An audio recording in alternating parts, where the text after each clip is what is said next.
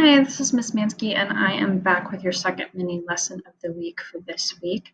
I hope that you are doing what you need to do to stay safe and healthy during this crazy and unpredictable time. I hope you're spending time with your family. I hope that you're able to relax and enjoy some of the beautiful weather that we've been having.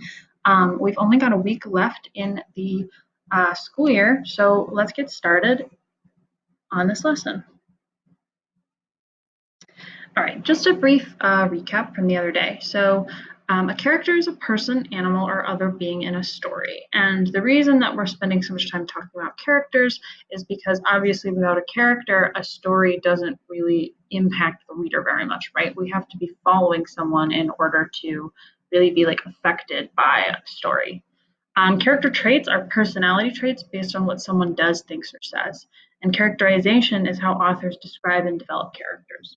So just like on Tuesday, we're going to be spending our time today thinking specifically about character traits.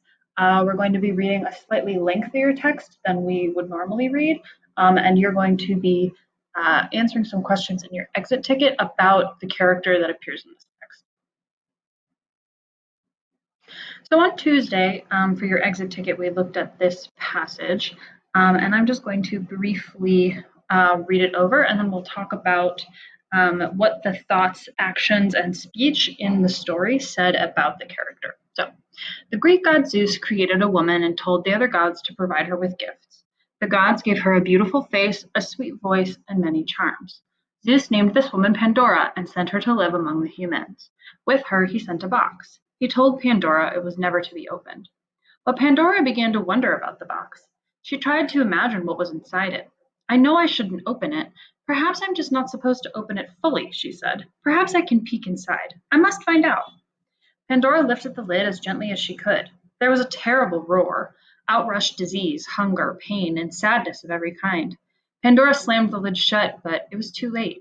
From that moment on, human beings would never again live without suffering. But one thing had not escaped from the box. It could help humans face the ills they met. It was hope. So on Tuesday in your exit ticket, I asked you to identify what actions, what thoughts, and what speech happen in this passage to reveal the character trait of Pandora. And basically, we said that the trait was curious, right? So we know that Pandora is curious because of some of the things that she does, says, and thinks in the story. So one of those thoughts is she began to wonder about the box, right?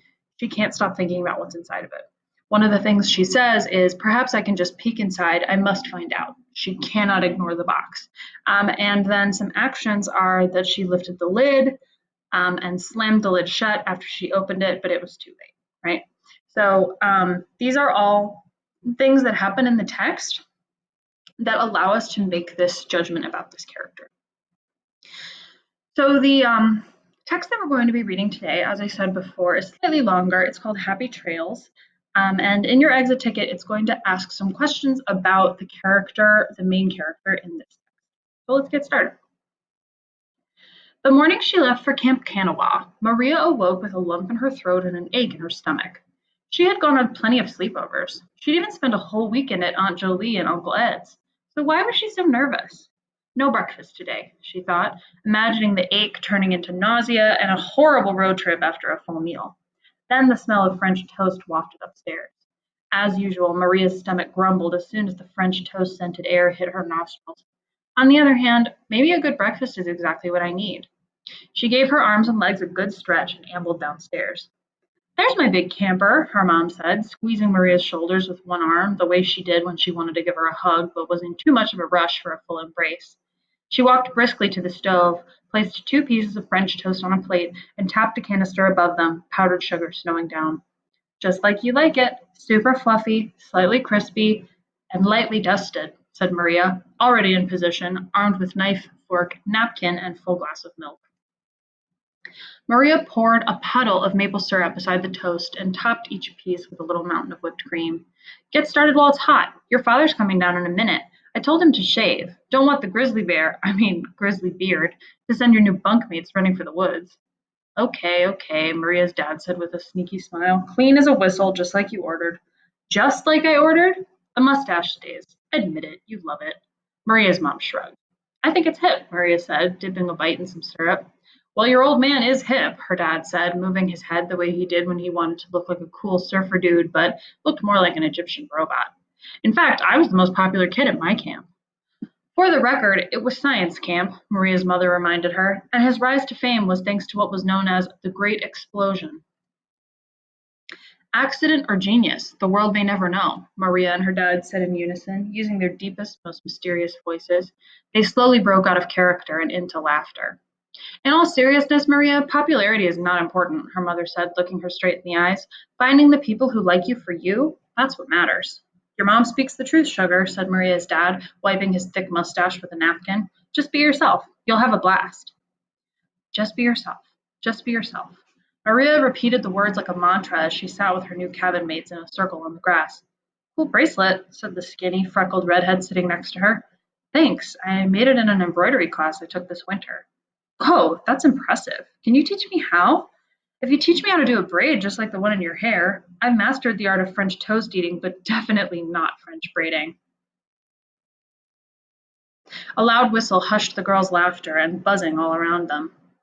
They looked up to see a beautiful older girl blowing into an acorn top between her thumbs. Her skin was tan and eyes were dark brown like Maria's. Hello, I'm Audrey, one of your two cabin counselors. And I'm Gina, your other cabin counselor, said the pale girl with curly brown hair and eyes that were icy blue in color, yet warm. And you ladies are the dragonflies. Audrey lifted her arms in the air as she announced it. Each cabin here at Camp Kanawa is named after a different insect. The cockroach boys, aged 12 and 13 like you, think they've got the best mascot. I beg to differ. Dragonfly girls are as tough as dragons and graceful as, well, dragonflies. That sounded better when we rehearsed it, Gina said lightheartedly. The ache in Maria's stomach had officially turned into butterflies. The excited kind. All right. There is a multiple choice exit ticket attached to this email, as per usual. You need to use this story to answer the questions on the exit ticket. So here's what it looks like, and these are the questions. So question 1 says, how do Maria's feelings about camp change in the story? And I would encourage you to read through all of the answers. Don't just pick the first one that you see that sounds right. Read through all 4 of the answers. Question 2, Maria is anxious and nervous about going to camp. What evidence from the story best supports this statement? And then the last question says, read the following sentences. Just be yourself. Just be yourself. Maria repeated the words like a mantra as she sat with her new cabin mates in a circle on the grass. Based on this information, what conclusion can you make? All right, that's all I have for you today. I hope that you're having a good day and a good week of virtual learning. I am happy to answer any questions you have about anything at all, not just this assignment. Please feel free to send me an email to reach out and I will get back to you as soon as I can. Thanks and have a good day. Goodbye.